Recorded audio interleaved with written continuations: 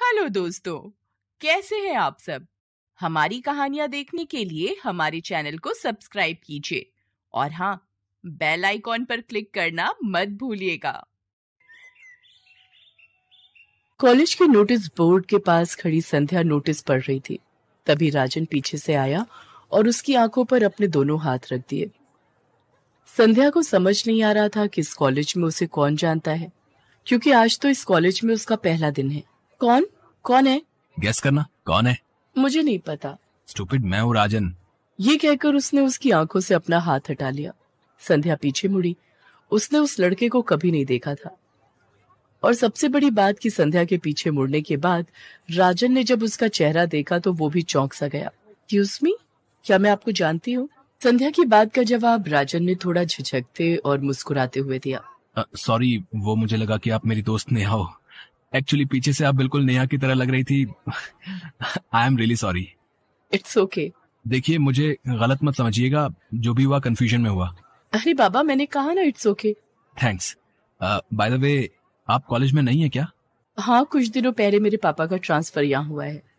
So I am new in this city and also in the college. No worries, मैं हूं ना, मैं घुमाऊंगा आपको ये शहर और ये कॉलेज भी।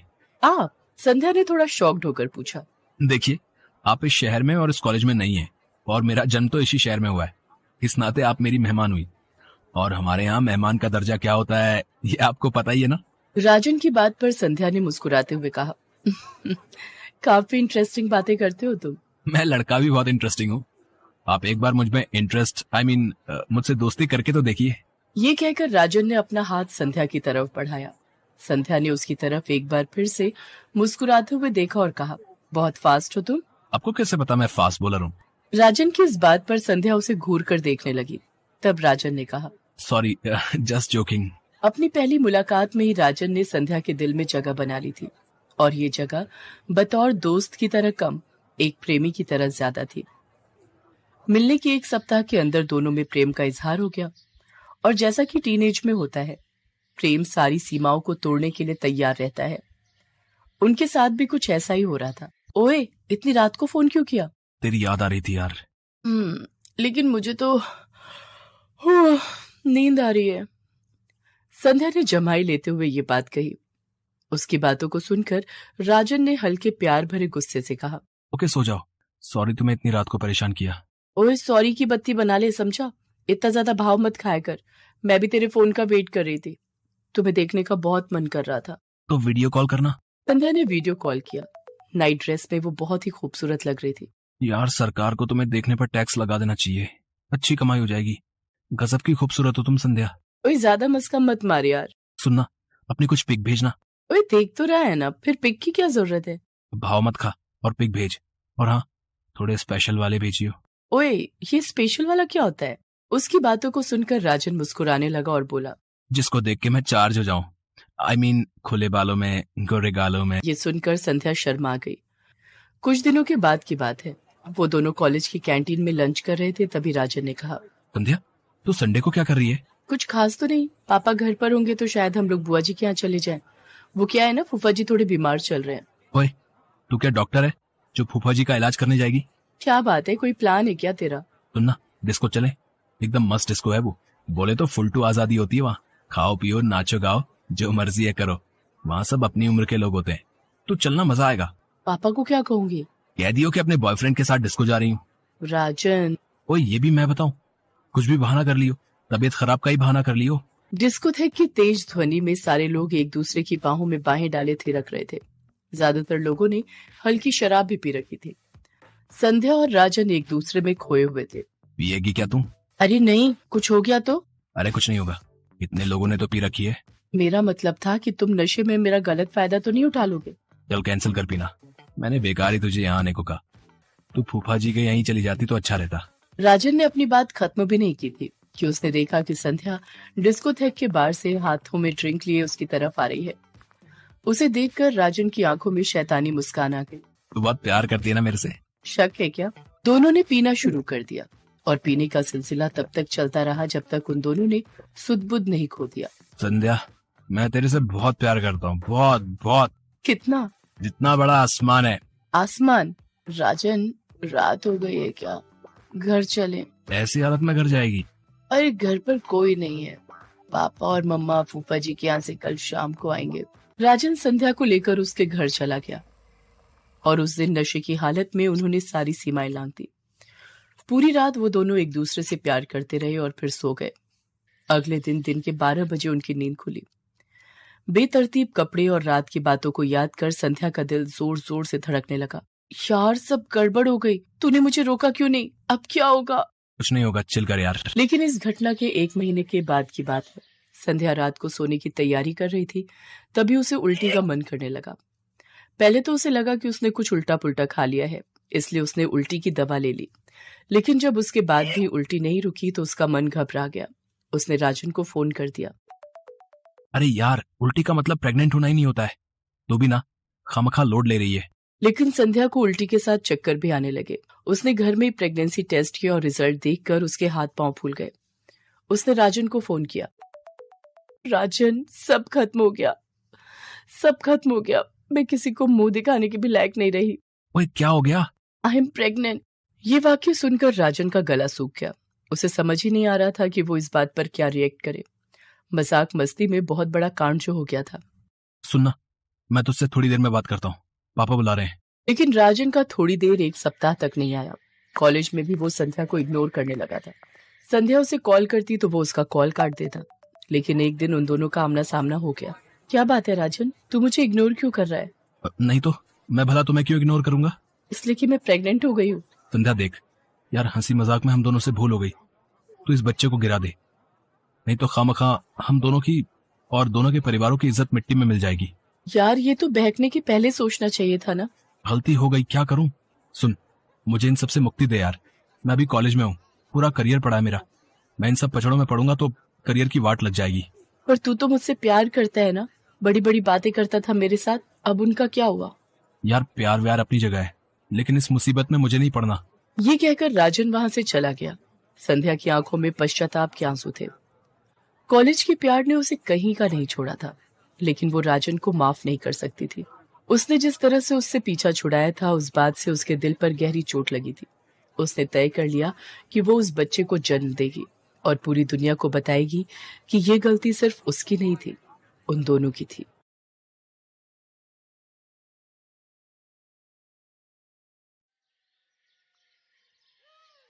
सलोनी और रोहन दोनों पड़ोसी थे। खेलना कूदना, एक ही स्कूल में पढ़ना। रोहन सलोनी का बेस्ट फ्रेंड था। एक दिन, सलोनी क्या हुआ, तुम रो क्यों रही हो? पारस ने मुझे धक्का दे दिया और मेरी गुड़िया भी तोड़ दी।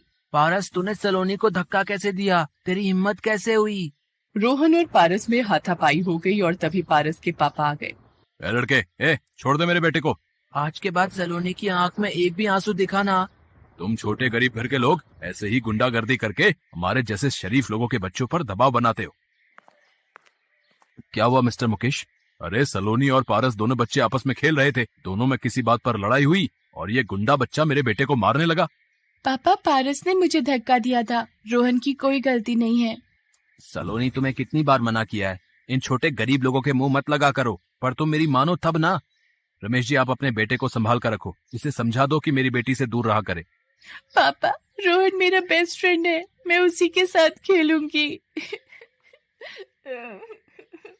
सलोनी रोने लगती है। दीपक सलोनी का हाथ पकड़कर घर ले जाता है। अब दीपक ने सलोनी का रोहन के साथ स्कूल जाना, खेलना, पढ़ना, लिखना सब बंद कर दिया था और इसलिए अब वो उदास रहने लगी थी। एक दिन, सुमन, सलोनी कहाँ है? जन्मदिन की सारी तैयारियां हो चुकी हैं, मेहमान आने वाले हैं। रुको मैं बुला लाती हूँ। सलोनी, नीचे तुम्हारी सारी फ्रेंड्स तुम्हारा इंतजार कर रही हैं। मम्मी, रोहन जब तक नहीं आएगा मैं केक नहीं काटूंगी। सलोनी, तुम्हारे पापा गुस्सा करेंगे अगर तुम नीचे नहीं चलोगी तो। सलोनी नीचे पार्टी में पहुंचती है। सलोनी, ये लो तुम्हारा birthday gift, new branded watch. तभी रोहन आ जाता है। रोहन, मुझे पता था मेरे जन्मदिन पर तुम जरूर आओगे। सलोनी, तुम्हारी गुड़िया टूट गई थी ना, ये लो तुम्हारे लिए नई गुड़िया लाया हूँ, हैप्पी बर्थडे। वाओ, ये गुड़िया तो बहुत सुंदर है, थैंक यू रोहन। दीपक रोहन को देखकर गुस्से में आ जाता है। सुनिए, अभी सब मेहमानों के बीच आप इसे कुछ मत कहिए। इस वक्त अगर रोहन को जाने को बोला तो सलोनी गुस्से में अपने जन्मदिन की सारी पार्टी खराब कर देगी। ठीक है, इस वक्त तो इसे यहाँ रहने दे रहा हूँ, पर मुझे कुछ सोचना होगा। अगले दिन दीपक सुमन को कहता है, सुमन, मैंने सोच लिया है, सलोनी को हम लंदन भेज देंगे पढ़ाई के लिए। आशा दीदी के पास ही रहकर ये पढ़ाई करेगी। यहाँ रहकर सलोनी रोहन से मिलना जुलना नहीं छोड़ेगी। दीपक सलोनी को लंदन उसकी बुआ के पास भेजने की तैयारी कर लेता है। पापा, मैं लंदन नहीं जाऊंगी, मुझे यहीं रहना है। सलोनी, तुम लंदन जा रही हो, बस अगले हफ्ते की फ्लाइट है। सलोनी स्कूल में रोहन को मिलती है। रोहन, आज मेरा स्कूल का आखिरी दिन है। पापा मुझे अगले हफ्ते लंदन भेज रहे हैं। अब मैं तुम्हें कभी नहीं मिल पाऊंगी। सलोनी, तुम मेरी बेस्ट फ्रेंड रहोगी ना? मेरा तुम्हारा ये बचपन का प्यार भूल तो नहीं जाओगी ना? एक शर्त पर नहीं भूलूंगी। अपने गिटार पर एक आखिरी बार ये गाना गुनगुना दो। ये गाना तुम्हारी आवाज में मुझे बहुत पसंद है। रोहन गिटार पर गाना गुनगुनाता है।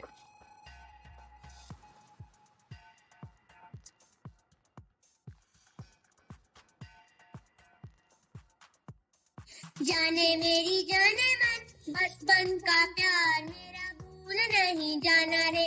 जैसा मेरा प्यार है प्यार तुझे किया है। बचपन का प्यार मेरा भूल नहीं जाना रे। जाने मेरी जाने मन बचपन का प्यार मेरा भूल नहीं जाना रे।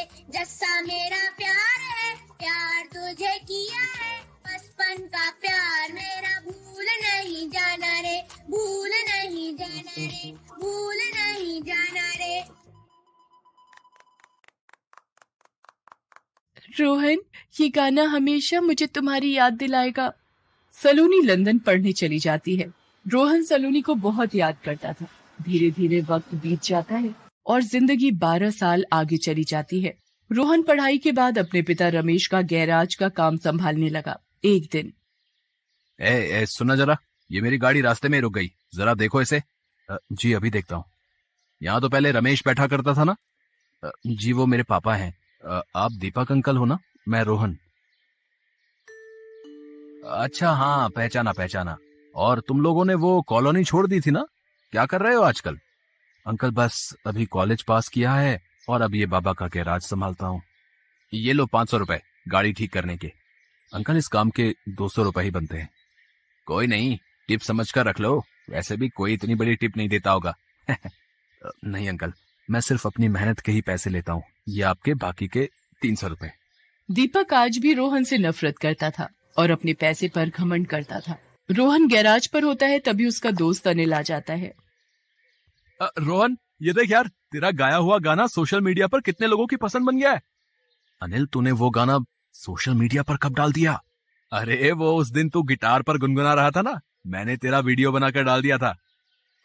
अनिल, वो गाना मेरे बचपन की सबसे खूबसूरत याद है और तूने उसे सोशल मीडिया पर डाल दिया। रोहन, एक बहुत बड़े आर्टिस्ट मिस्टर मेहता ने तुम्हारे इस गाने को सुना है। वो एक बहुत बड़ा सिंगिंग शो करवाना चाहते हैं जिसमें तुम इस गाने को सबके बीच गाओ, दुनिया इस गाने को सुने, तुम्हारा टैलेंट सामने आए यार। पर अनिल, मैं अपने मन को कैसे तैयार करूं? मेरी बहुत यादें हैं इस गाने को लेकर। रोहन, मैंने मिस्टर मेहता को हाँ बोल दिया है, अब मना मत कर यार, आखिर तू मेरा दोस्त है, मेरी बात नहीं मानेगा क्या? अनिल के कहने पर रोहन शो करने के लिए तैयार हो जाता है। मिस्टर मेहता रोहन से मिलते हैं और शो की तैयारियां शुरू हो जाती हैं। एक दिन, अकेले अकेले दोनों बाप बेटी मिलते रहोगे या मैं भी अपनी बेटी से मिल लूं? सलोनी, इतनी कमजोर क्यों दिखाई दे रही हो? तुम्हारी बुआ बता रही थी तुम खाने पीने का ध्यान नहीं रखती हो। मम्मा, अब मैं इंडिया वापस आ गई हूँ ना, अब आपके हाथ का खाना खाकर मोटी हो जाऊंगी। अच्छा मम्मी पापा, मेरी सहेली रीमा का फोन आया है, मैं मिलकर आती हूँ। सलोनी रीमा से मिलने चली जाती है। सलोनी, इतने सालों बाद तुझे मिल रही हूँ। वीडियो पर तो बिल्कुल बदली सी दिखती थी, अब लग रहा है और भी ब्यूटीफुल हो गई है। वो तो है, पर तू भी कम सुंदर नहीं। अरे ये पोस्टर कैसा है? अरे ये पापा के फ्रेंड मिस्टर मेहता एक सिंगिंग कॉन्सर्ट करवा रहे हैं, रॉकस्टार आरके सॉन्ग गाएगा। आरके? ये कौन है? अरे तूने नाम नहीं सुना? इस वक्त पूरा सोशल मीडिया उसकी आवाज का दीवाना है। एक काम कर, आज शाम 6 बजे तू मेरे साथ इसका शो देखने चल। ओके, मैं भी देखूं ये रॉकस्टार आरके है कौन। सलोनी रीमा के साथ शो देखने जाती है। रोहन के स्टेज पर आते ही पब्लिक चिल्लाने लगती है। आरके, आरके, आरके, आप सबका इतना प्यार देने के लिए शुक्रिया। आपने मेरे गाने को पसंद किया, पर ये गाना मेरे बचपन से जुड़ा है। कोई था जिसे मेरा ये गाना बहुत पसंद था। उसने मुझे कहा था मेरा ये गाना हमेशा उसे मेरी याद दिलाएगा। वो कल भी मेरा पहला प्यार थी, वो आज भी मेरा पहला प्यार है, वो कल भी मेरा पहला प्यार होगी।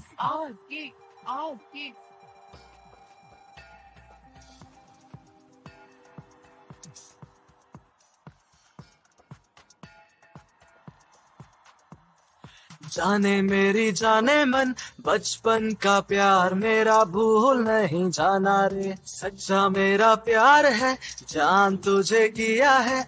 बचपन का प्यार मेरा भूल नहीं जाना रे, भूल नहीं जाना रे। सोनू मेरी डार्लिंग, बचपन का प्यार मेरा भूल नहीं जाना रे। सच्चा मेरा प्यार है, जान तुझे किया है।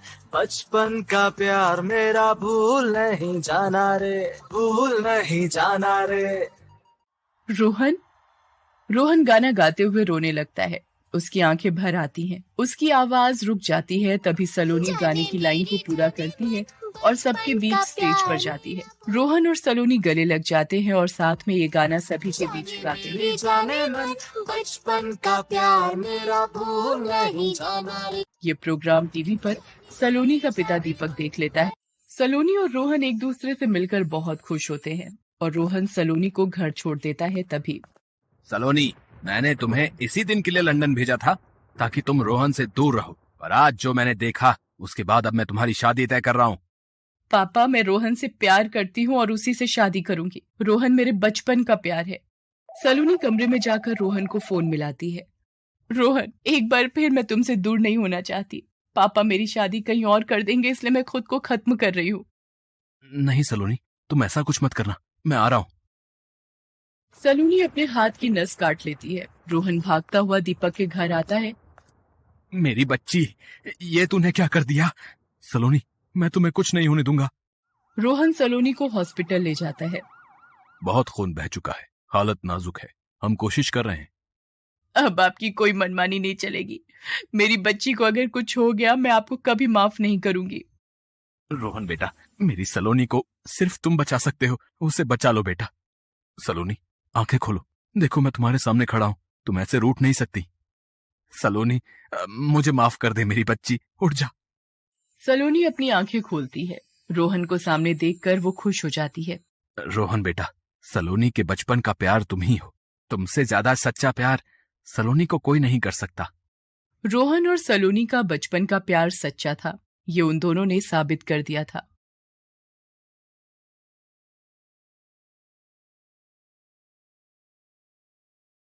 सिमरन पढ़ने में बहुत ही होशियार और समझदार लड़की थी।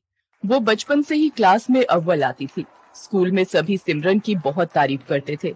पढ़ाई में अच्छा होने के कारण उसके माता पिता भी उसकी हर डिमांड को पूरी कर देते थे। सिमरन की एक ही सहेली थी मीनल, जो उसके पड़ोस में रहती थी। दोनों साथ ही स्कूल जाती थी। एक दिन स्कूल जाते वक्त, अरे सिमरन, आज तूने फिर लेट कर दी। तू क्लास में अव्वल आती है, इसलिए तुझे टीचर कुछ नहीं बोलती। आज तो वो पक्का मुझे पनिशमेंट देंगी। अरे बाबा, कुछ नहीं होगा, हम दोनों क्लासरूम की खिड़की से जाकर सीट पर बैठ जाएंगे। ये देख, मेरा नया फोन। वाह, तुम्हारा पर्सनल फोन? यहाँ तो मुझे हर साल अपनी दीदी की पुरानी स्कूल ड्रेस पहनकर स्कूल जाना पड़ता है। ये फोन तुम्हारा भी तो है। आखिरकार हम दोनों बचपन से फ्रेंड्स हैं। कल पूरी रात मैं इसके फीचर्स देखती रही। मीनल और सिमरन बातें करते करते स्कूल पहुंच जाती हैं और चुपके से क्लासरूम के पीछे वाली खिड़की से घुसने की कोशिश करती हैं, लेकिन टीचर दोनों को पकड़ लेती है और लेट आने की वजह से टीचर दोनों को क्लास से बाहर कान पकड़कर खड़ा कर देती हैं। सिमरन, तुम पढ़ाई में अच्छी हो, लेकिन तुम्हें स्कूल के और भी रूल्स फॉलो करने चाहिए, डिसिप्लिन मेंटेन करना चाहिए। सॉरी टीचर, अगली बार से ऐसा नहीं होगा। सिमरन और मीनल के सामने वाली क्लास से दो लड़के क्लासरूम के बाहर कान पकड़कर खड़े थे। अरे क्यों दिल छोटा कर रही है? सिर्फ हम दोनों ही क्लासरूम के बाहर थोड़ी हैं। सामने उन लड़कों को देख। हाय गर्ल्स, आप लोग भी क्लास में लेट आई थी क्या? हाँ, ये टीचर भी ना स्कूल में पढ़ाने आती हैं या बच्चों को पनिशमेंट देने? मैंने तुम्हें इस स्कूल में पहले कभी नहीं देखा। हाँ, मैंने भी कुछ दिनों पहले स्कूल में एडमिशन लिया है। धीरे धीरे रॉकी और सिमरन में दोस्ती हो जाती है। दोनों एक दूसरे को अपना फोन नंबर दे देते हैं। दोनों हमेशा साथ में घूमते हैं। स्कूल के बाद भी साथ में वक्त बिताते हैं। एक दिन स्कूल से वापस आते वक्त सिमरन अपने मोबाइल से किसी को टेक्स्ट कर रही होती है। अरे यार, तू भी ना हमेशा इस मोबाइल में ही लगी रहती है। अरे वो स्टैंडर्ड 11 वाला रॉकी है ना, उसने मुझे क्या मस्त जोक भेजा है। तूने रॉकी को अपना नंबर क्यों दिया? वैसे भी वो दूसरे स्कूल से आया है। इस बार हमारा 10th क्लास है, वो मेरी थोड़ी स्टडीज में हेल्प कर रहा है और कुछ नहीं। मैं तो कहती हूँ तू उससे थोड़ा दूर रहा कर, मुझे वो लड़का बिल्कुल भी पसंद नहीं है। तू भी ना, ऐसा कुछ भी नहीं है, रॉकी काफी अच्छा लड़का है। अगले दिन सिमरन क्लास में बैठकर फोन चला रही थी, तभी उसे टीचर पकड़ लेती हैं। ये क्या है सिमरन, आजकल तुम्हारे मार्क्स वैसे भी पहले से बहुत कम हो गए हैं और तुम क्लास में बैठकर मोबाइल चला रही हो। मुझे मजबूरन तुम्हारी मम्मी को कंप्लेंट करना पड़ेगा। सॉरी टीचर, अगली बार से ऐसा नहीं होगा, वरना मम्मी मेरा फोन छीन लेंगी। प्लीज मम्मी को मत बताइएगा। ये तुम्हारी पहली गलती थी, इसलिए मैं माफ कर रही हूँ। ऐसे ही कुछ महीने बीत जाते हैं। गर्मी की छुट्टी का वक्त आ जाता है। सिमरन और रॉकी स्कूल के बाद कुछ टाइम साथ में गुजारने का प्लान करते हैं। अरे यार मीनल, तू आज अकेली घर चली जा। अगर मेरी मम्मी तेरे घर पर कॉल करे तो बोल देना मैं तेरे घर पर ही हूँ। लेकिन तू कहाँ जा रही है? मैं रॉकी से मिलने जा रही हूँ। ये सही नहीं है, तुम्हें स्कूल से सीधा घर जाना चाहिए। तुम मेरे से जलती हो क्योंकि स्कूल में सभी मुझे इम्पोर्टेंस देते हैं। ऐसा कुछ भी नहीं है, तुम मुझे गलत समझ रही हो। तभी सिमरन के फोन पर रॉकी का कॉल आता है और वो वहां से चली जाती है। सिमरन रॉकी से मिलने उसके घर जाती है। वहां काफी अंधेरा होता है। सिमरन रॉकी को आवाज देती है, रॉकी कहाँ हो तुम? रॉकी पीछे से आकर उसे भूख कर डरा देता है। ओह रॉकी, तुम भी ना, तुमने तो मुझे डरा ही दिया था। क्या तुम भी बच्चों की तरह डर गई?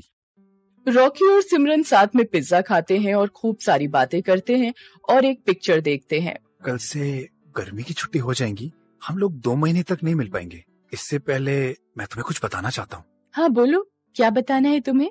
तुम मेरी बेस्ट फ्रेंड हो, मैंने आज तक तुम्हारी जैसी लड़की नहीं देखी। तुम भी ना, तुम भी मेरे सबसे अच्छे दोस्त हो। सिमरन और रॉकी साथ में वक्त बिताते हैं और कब दोनों अपनी हदें पार कर जाते हैं उन्हें पता ही नहीं चलता। अगले दिन से स्कूल की गर्मी की छुट्टियां शुरू हो जाती हैं। रॉकी और सिमरन एक दूसरे से मिल नहीं पाते। कुछ दिनों बाद सिमरन को उल्टियां होने लगती हैं और सिर चकराने लगता है। सिमरन को ये सब थोड़ा अजीब लगता है। तब वो मीनल को सारी बात बताती है।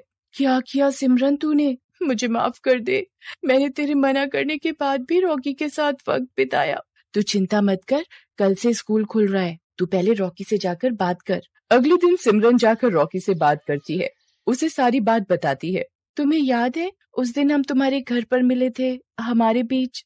वो तो मेरा सबसे खूबसूरत दिन था। हमारे साथ में बिताए गए वो पल मैं कैसे भूल सकता हूँ? मैं प्रेग्नेंट हूँ। मुझे कुछ समझ में नहीं आ रहा मुझे क्या करना चाहिए। अगर किसी को पता चल गया तो सब हमारा मजाक उड़ाएंगे। ये क्या बोल रही हो? ऐसा कैसे हो सकता है? ये मेरी प्रॉब्लम नहीं है। ये क्या बोल रहे हो तुम रॉकी? ये सब हमने साथ में किया था। ठीक है, रुक जाओ, मैं कुछ करता हूँ, लेकिन इसके बाद तुम मुझे अपनी शक्ल मत दिखाना। रॉकी वहाँ से चला जाता है। सिमरन रोते हुए मीनल के पास जाती है।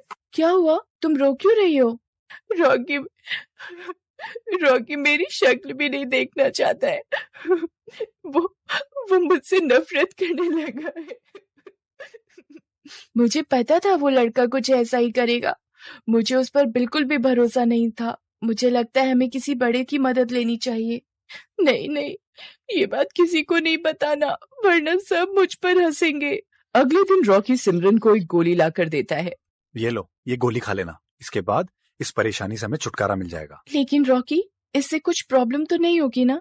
चुपचाप से एक गोली खा लो और मेरा पीछा छोड़ दो। इसके बाद से न तो मुझे कॉल करना, न ही कोई मैसेज। सिमरन वो गोली खाकर जाकर अपनी क्लास में बैठ जाती है।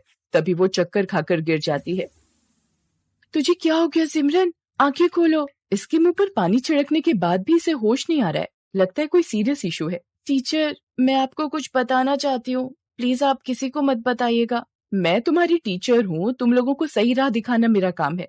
तुम बिल्कुल चिंता मत करो, बिना झिझक के मुझे सारी बातें बताओ। मीनल डर कर टीचर को सारी सच्चाई बता देती है। टीचर सिमरन को हॉस्पिटल लेकर जाती है और वहाँ उसका अच्छे से चेकअप करवाती है। कुछ देर बाद सिमरन को होश आ जाता है। टीचर, मैं आपको कुछ बताना चाहती हूँ।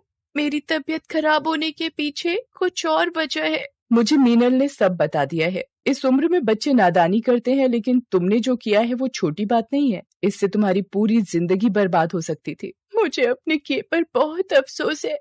मैं कभी भी ऐसा नहीं करूंगी। आप प्लीज किसी को कुछ नहीं बोलिएगा। ऐसे बिना जाने कोई मेडिसिन लेना खतरनाक साबित हो सकता है।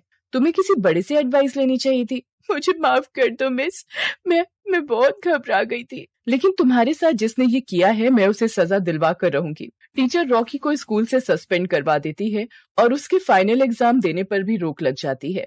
मुझे माफ कर दीजिए टीचर, मैं ऐसी गलती फिर कभी भी नहीं करूंगा। तुमने एक लड़की के साथ जो किया है वो माफी के लायक नहीं है। तुम्हें सिमरन से माफी मांगनी चाहिए और अब इस गलती को सुधार कर इसका पश्चाताप भी तुम्हें ही करना होगा।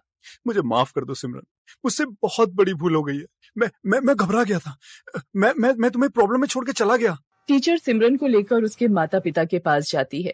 देखिए सर, मैं आपसे जो बात करने जा रही हूँ वो आपको बहुत धैर्य रखकर सुननी होगी। अक्सर बच्चे कुछ गलतियां कर बैठते हैं जिसकी वजह से उन्हें पछताना पड़ सकता है। आप क्या कहना चाह रही हैं टीचर? हमारी बेटी से कुछ गलती हुई है? वो दरअसल बात यह है कि वो आपकी बेटी सिमरन प्रेग्नेंट है।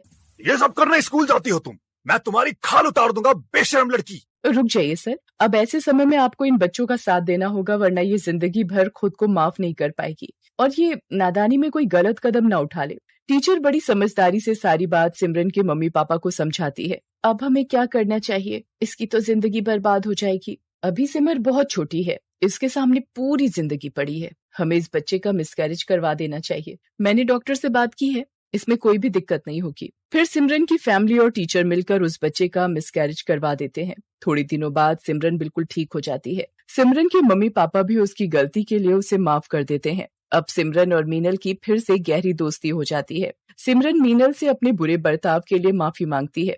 मीनल, मैंने तुझे भला बुरा कहा, लेकिन तुमने आज साबित कर दिया कि तुम ही मेरी सच्ची दोस्त हो। ये तो मेरा फर्ज था। दोस्त अगर दोस्त के काम ना आए तो मैडम दोस्ती कैसी? अब थोड़ा हंस भी दे। आज से हम दोनों मन लगाकर पढ़ाई करेंगे और कभी भी किसी को शिकायत का मौका नहीं देंगे। इसलिए दोस्तों, जिंदगी हमें अपनी हर गलती को सुधारने का एक मौका जरूर देती है। इसलिए कोई गलत कदम ना उठाएं और अपने माता पिता से हर प्रॉब्लम शेयर करें, जिससे मुश्किल घड़ी में वो आपका साथ दे सके। हेलो दोस्तों, कैसे हैं आप सब? हमारी कहानियां देखने के लिए हमारे चैनल को सब्सक्राइब कीजिए और हाँ, बेल आइकॉन पर क्लिक करना मत भूलिएगा।